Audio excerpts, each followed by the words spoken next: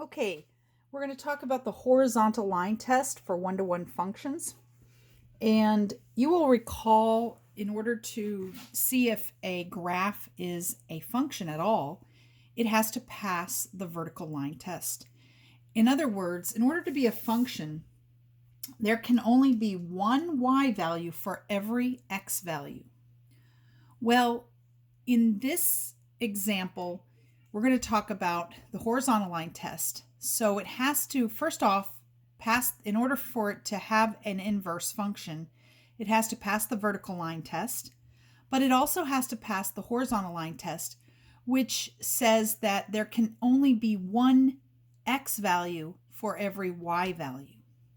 So it's kind of the reverse of the vertical line test.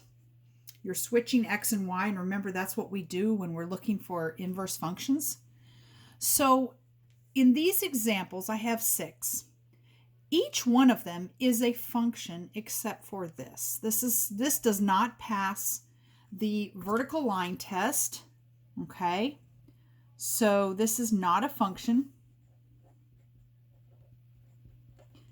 So you can't even talk about it having an inverse because it's not even a function itself. The other 5 examples are all functions. They all pass the vertical line test. However, not all of them have inverses. In order to have an inverse, you have to pass, the function has to pass the horizontal line test. So every horizontal line that we draw must only intersect one time. And you'll notice that as many horizontal lines that I'm drawing here, each one only intersects one. So this is yes, not only does it pass the vertical line test, but it also passes the horizontal line test. So yes, it has an inverse function.